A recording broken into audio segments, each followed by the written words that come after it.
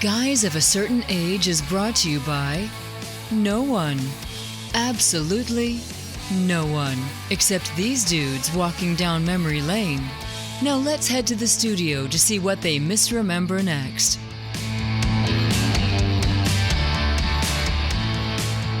And we're back, Guys of a Certain Age. Robbie Koblentz in studio alongside Art Shirley. And Jay Reed. I love the dramatic pause, Jay. Jay's awake now, getting into it. That's right. Yeah, there you go. I had no idea what we did last time. Yeah, no, we never do anyway. It's just, even though it's been mere moments for us. You guys have had to wait all week or weeks. Who knows? Who knows? Or maybe not at all. Maybe not. Maybe not at all. So, all right, let's jump into Geeks of the Week. Who wants to go first? Jay, you want to go first this time? I'd be glad to. Okay. But I will defer if you... No, go ahead. I've got... Well, is yours a happy one? It's kind of neutral. Okay. I've got another obituary. Okay. Why don't we get the obituary out of the way, and we can spend the rest of the show recovering. Okay. All right. As we recorded a couple of days ago, Roger Sweet passed away. Does anybody know who Roger Sweet is? Did anybody see this in the story? You look like Was he the He-Man dude? He-Man dude, yes. He was a Mattel He-Man. toy designer lead designer for Mattel's preliminary design department, which would be a cool job. Wouldn't that be a fun job to have? Back when toys meant things. Yeah, a little backstory. In 1976, Mattel CEO Ray Wagner declined a request to produce a toy line of action figures based on the characters from George Lucas's Star Wars. One of the biggest mistakes of all time. Kenner made bank. So they spent the next several years trying to find something that would compete with Star Wars and just had no luck. Sweet came up with the idea of He-Man and He-Man. The He-Man Woman Hitters Club? No. Different one? No, He-Man. different one. Yeah. He-Man and the Masters of the Universe. And the Masters of the Universe. Yeah, it's a bummer because, that movie is just about to come out. I know. I thought about that too. The second live action He-Man movie is coming out. The non-Dolph Lundgren one. I don't know. Maybe he's dodged a bullet here. We'll see how good it is. But his idea was that you could take He-Man and you could put him into any context. So I don't know that necessarily he was the sword and sorcery kind of guy at first, that they were going to do He-Man and maybe there were going to be a whole line of stuff, maybe kind of like a G.I. Joe He-Man and, you do all this stuff. But he ended up being kind of and He-Man was after my time watching cartoons. He-Man was roughly, 82, 83? Yeah. Yes, it sure was. It was kind of right after the, right after the Star Wars trilogy, first trilogy came out. So, anyway, he came up with that toy line, and from then we had the cartoon that helped market it. And I'd forgotten it was a toy first, and then the cartoon. Yeah, we talked about that so before. much of it, you have they'll make a cartoon, and especially in that time, they would, you had Lion-O. What was that? All the cat-based people, Thundercats. Oh, Thundercats, yeah. Uh-huh. So you had toys and cartoons that were kind of hand in hand coming out, and the G.I. Joe cartoon and toy, the revitalization, the revised 6-inch G.I. Joe, as opposed to the 12-inch figures that Art and I had earlier in our youth. Did you have those, Jay? Have we talked about that? You did not have those. I didn't do much with G.I. Joe. Okay. Because he's not a real American hero. Geronimo and Custer and so the Marx toys, West. Johnny West, yeah. Did those as well too. People, yeah. Okay, we had a wide variety. A wide variety, which you still have. They're in Mrs. Reed's closet. Of course, are they? Except all the Lone Ranger stuff. Rusty decided that He absconded with him, but he's taken it to a very, very deep level as far as collecting goes. So really, he has a whole like a lawyer's book. He's a lawyer, by the way. Like a lawyer's kind of bookshelf thing, just full of Lone Ranger stuff. So he's restricted his personality quirk of collecting to Lone Ranger, while you have just... I wouldn't say he's restricted it. It is a focus. But he's got some other foci as well. So who's got more? Mr. Potato Heads. You or him? Who's got more junk? Probably me. Yeah. But I mean, because you have your mom's house. That's a whole nother. That's a whole nother episode. That really might be Reed's Boys Collectors. It might be a little spin-off or Yeah. something episodes. That could almost We be did a collecting episode, but it was years ago, and Rusty was not involved. We'll have to bring him in. Wow. Yeah. And we would need a therapist to come in too to try to Well, we could diagnose. probably just walk down the hall and find one. That's right. Yeah. Maybe Will would come back. That's not a bad That's idea. not a bad idea. Will could have a diagnosing on air. Might need multiple episodes. Yeah, we would. One per He might host. realize at some point, he said, hey, wait a minute. I'm kind of getting ripped off. I'm doing an hour of therapy. So forget shrinking; it would be diagnosing. You know, Shrink wrapped. Oh, that's really good. Yeah, Put The that. We shrink got our own- wrap with just RAP. Shrink wrap. Oh, even better. Gosh, that's a yes. wow. I tell you what, All right, we need to cut all that so nobody steals this idea. nobody listens. Yeah, that's true. That's helpful. We don't have to worry about that. Cousin Mervin's shrink wrap. Starring Mrs. Reed. Yeah, he's almost gone. So, all right. I thought you were going to laugh and pass out. That's still Not today. I think the episode where he laughs and passes out. Is that the last episode? I think that's it. That's what we're starting. There's nothing else we could get on top of that. So, all right, Jay. Well, I had it pulled up and it disappeared. Let me see. Y'all may remember. You may actually know more about this. Which you? Directing it to you, but Art maybe as well. He's pointing at me. Yeah, pointing at Robbie. Loyal listeners. You know, we talked a True few episodes believers. back about things that had come out of CinemaCon. Well, another thing that came out of CinemaCon that we didn't talk about is a new movie theater sort of experience called Infinity. Called 3D. Yeah. Have we talked about it? Speaking of talkies. Are you saying that's an old Infinity Vision? Have you heard of this? I have not. Okay, it's a new certification for premium large format theaters. So Marvel's doing this for There's it's a Marvel couple things. Yeah, Marvel isn't. I think they may have been the one that that was discussed around. Yeah. So they're saying it's going to have like the largest possible screen, reasonable laser projection for superior brightness and clarity, and then premium audio. So it doesn't go into detail, and I probably wouldn't understand it anyway. But it's just another certification. It's going to start. They're going to re-release Avengers Endgame in September. That's right, with new footage at the end. And then December, Avengers Doomsday. I mean, I don't think our local theater will have it, but the bigger cities with the bigger theaters, I guess it's going to be a better experience. So theoretically, it's not unlike Lucas doing the THX sound certification back in the day. If you guys remember that stinger, the audience is watching. It's listening. Yeah. The audience is listening. and like Dolby was in its day. Yeah, and Dolby's still there. Dolby certification is still there. But the thing was, prior to Lucas with THX certification, it was just a crapshoot of how your standards were, and it got to a point where some theaters were not allowed to show things unless you had a THX certified viewing experience. So what was that? What was the name of the system that they were using when we went to the Rust Half thing? So that was a Dolby. But it was a tweak. Well, it had a certain I can't remember, but it was a Dolby certified from the Dolby listing. family. But Yeah, which was pretty incredible. So, Anyway, so I mean, if you're in a big enough city, look for the Infinity Vision certification. I wonder how much that's going to cost to get certified. I don't know. Probably a good bit. You think? I don't know. I guess it wouldn't make sense to make it too expensive because people wouldn't do it. Yeah. And then you wouldn't show your movie. Yeah. So, You want to get to a certain level of. When's the last time you guys seen anything in IMAX? I don't know that I've ever seen a movie bona fide in IMAX. Yeah, I've always seen. I've seen a couple of documentary type stuff. Yeah. but not a. We saw one of the trilogy movies. I think it was the third one, which is what? Revenge of the Sith? I mean, Which trilogy? There's three. I'm sorry, the prequel trilogy. Yeah, Revenge of the Sith. Yeah. I saw that in IMAX. Where at? Chicago. Chicago. And they actually. Was it any better big? It was cool, especially the Coruscant scenes. Yeah. Or the. Mustafar? No, maybe it was the second one. What's the one where they're in Coruscant and they're fighting on the look like land speeders, and they're falling back and forth, and Anakin jumps off and goes, there's an assassin that's killed somebody. That may be the second one. Yeah, that's what, because they tried to kill Amidala. Padme. Yeah.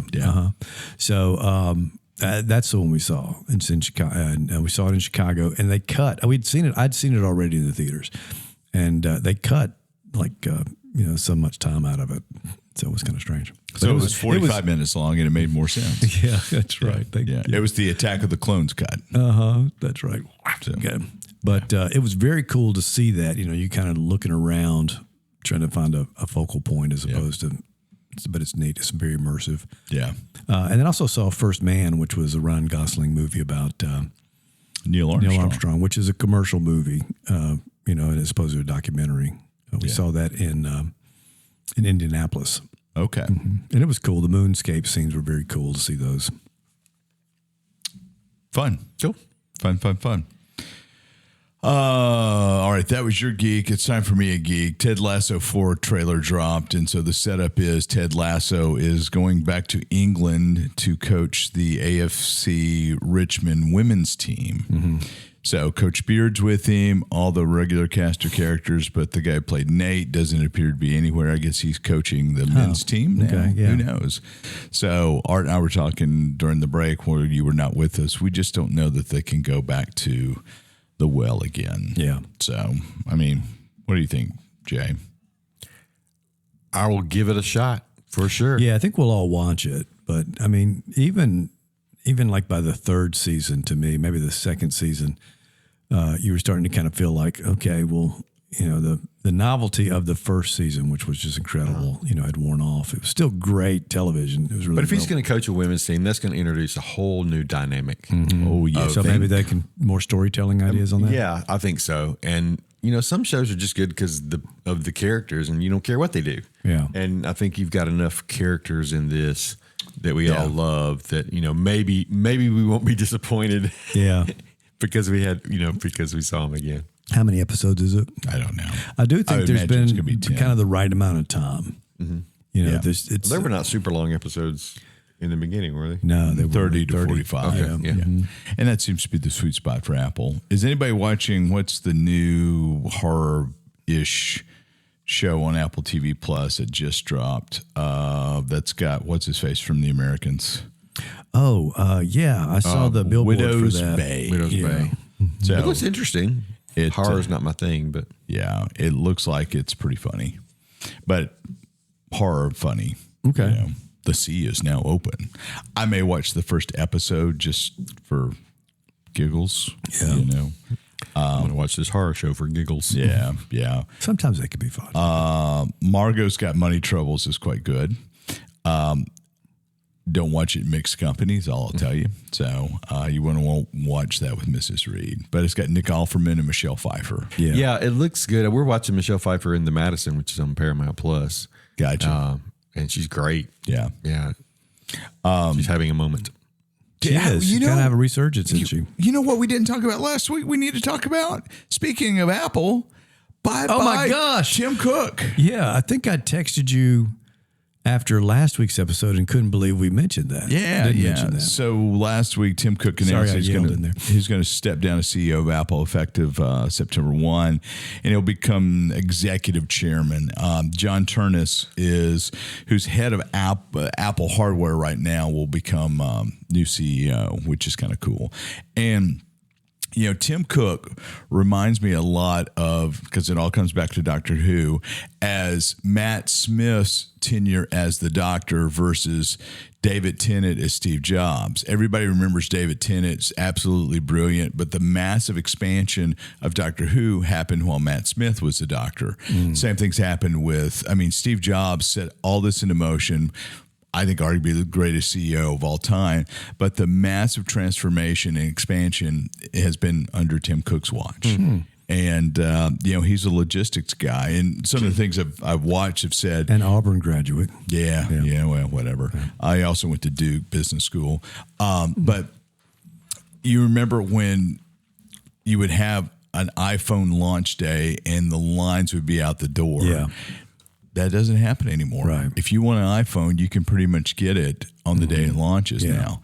And from a marketing aspect, lines out the door is great. From a customer satisfaction, if that happened every time, people would say, I'm not going to get an iPhone. That's right. That's right. So it worked well the first couple of times to kind of go, we've got to have this. Now that people realize they've got to have it, you want to make sure they can get it. Yeah. So that's a good idea.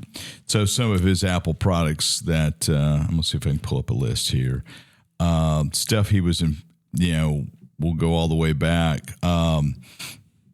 Apple Vision Pro, iPhone Air, the new MacBook Neo, which is redefining the lower end laptop, all the services expansion. So iCloud, Apple Pay, Apple TV Plus. It went under his tenure. Apple expanded from a $350 billion market cap to a $4 trillion market cap. So how crazy is that? The expansion of the watch happened under his purview. The new Apple Silicon, which is at the basis of everything they're doing. AirPods. Just so much stuff has happened. And then the Apple TV Plus programming, everything that we've talked about. I mean, we talked about Pluribus last episode and just how much we watch Apple TV Plus.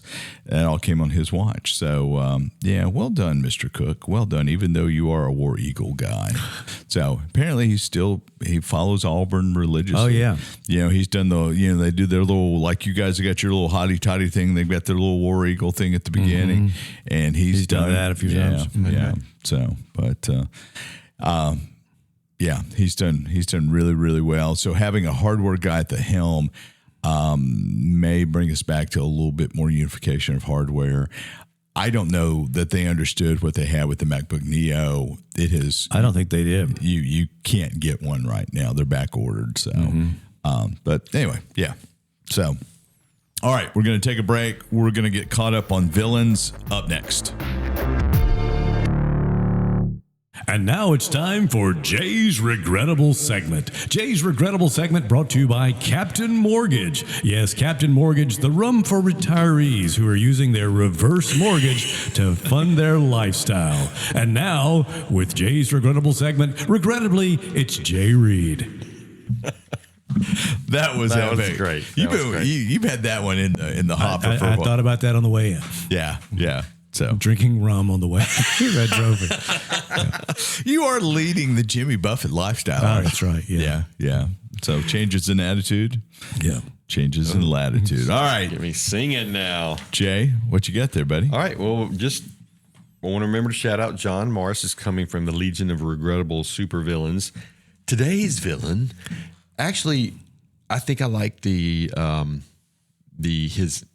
superhero enemy.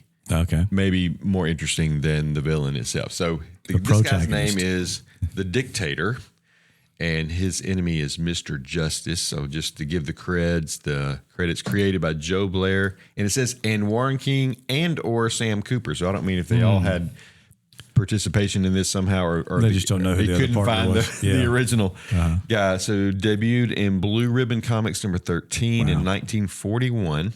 I've not heard of that company or those people. Yeah, so that's probably the reason he's in this book. Yep.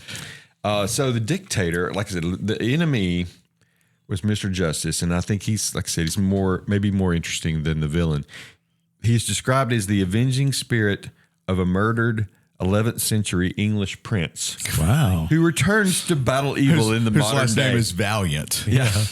So you just do what you will with that. But so this happens in the 40s. So what's going on in the 40s is World War II.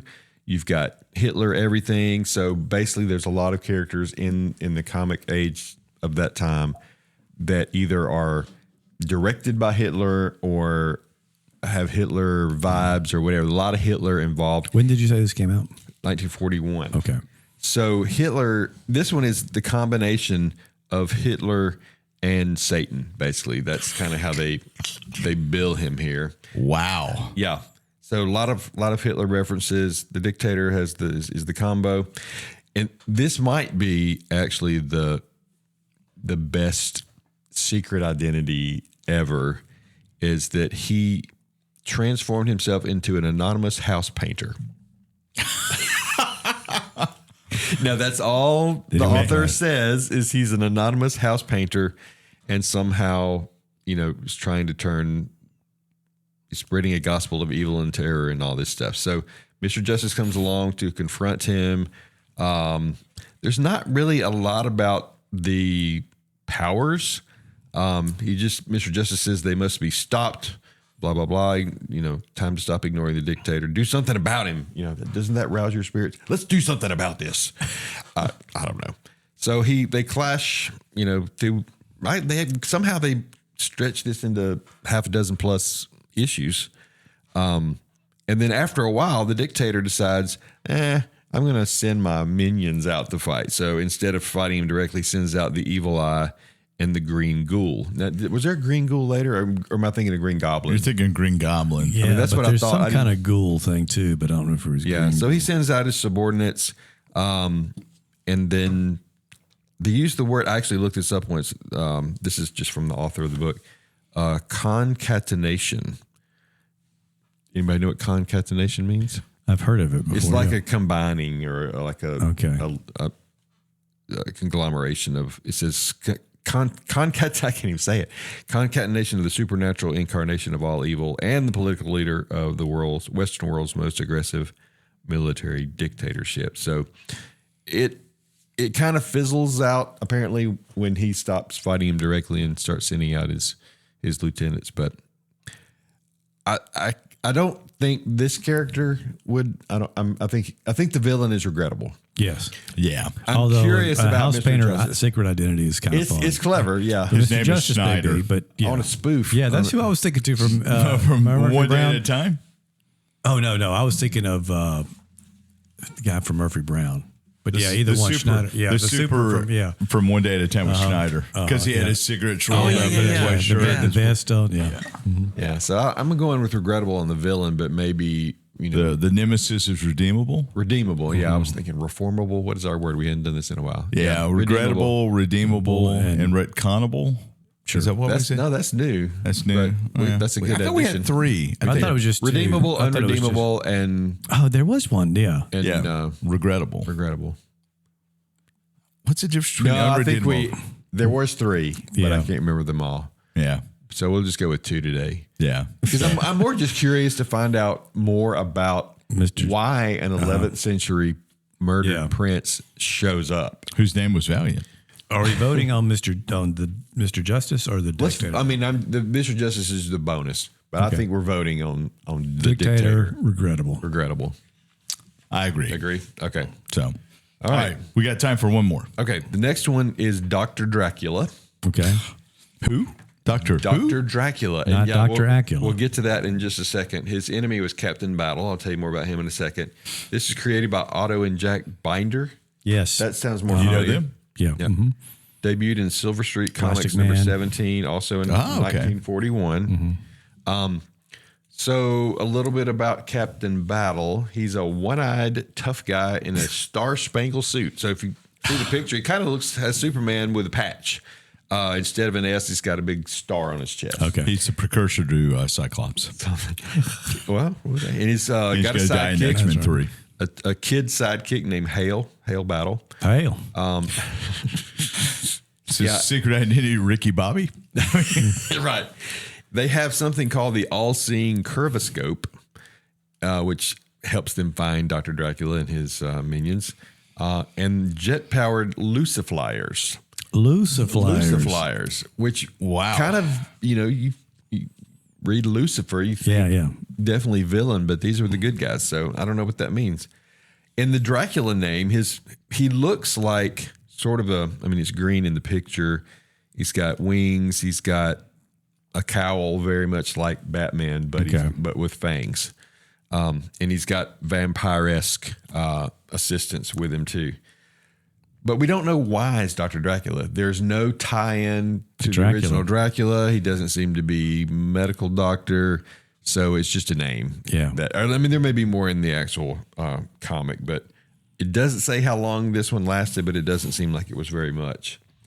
So Dr. Dracula comes along. He steals a death ray from a guy named Professor Fosdick. And sure he did. Foreshadowing, Professor Fosdick passes away at the other end of his own death ray when Dr. Dracula comes in to take it. And really, there's not a lot going on here. it mentioned that he was German, which would fit the whole 1940s, early 40s World War II vibe. Yeah. And, Captain Battle comes along. They find him by way of the curvoscope, and they hop on their luciflyers and head in. But they really don't. They're not even real vampires. Somehow they have fangs, but otherwise it's just a winged suit. And they were Nazi spies. They were just Nazi spies in a uniform. Maybe he was a dentist. And put fake fangs in people. Yeah. Yeah. It was a gosh, my mind is going blank as usual, but a tooth that is replaced. I'm trying to think what the denture. No, just one, just like one. Anyway, bridge, fake tooth. You're getting warm. Yeah, I'm trying to. Anyway. I've got one right here, but I can't think of what they called it. Implant. Yes. Or maybe he implanted the fangs. Yes. But this one kind of goes out with a whimper. There's nothing. Very E.E. Cummings. Yes. Yeah, there's nothing really happening here. As does this episode. Right. This is how the universe ends, not with a bang, but with a whimper. Yeah. Pity this busy monster man and cannot not. So it kind of, even the description really just kind of comes to an end there, and that's it. Does it really come to an end, or does it just trickle off the page? It kind of trickles a little bit. Yeah. It ends in a complete sentence, and this is no knock on Mr. Morris, but I think that gives us for me, the vote is Regrettable. Okay, yeah. Absolutely. There's no originality to it. There's no tie-in. And granted, we're just reading one page of a summary, but and why is a superhero that can, I don't know, it looks like he can fly, even though they've got luciflyers to ride on. Uh-huh. So, why do you need that if you could fly? But it does have Superman vibes. The Dracula is just not, It seems like a desperate attempt to catch on, just to ride somebody else's coattails. Mm-hmm. So I'm going to say regrettable. I would agree. Regrettable. All right. So Regrettable. All right. So that does it for us this episode, right? Nothing else to add? Whimpering on out of here. Whimpering for the good of the cause. Thanks for joining us. We'll see you next time.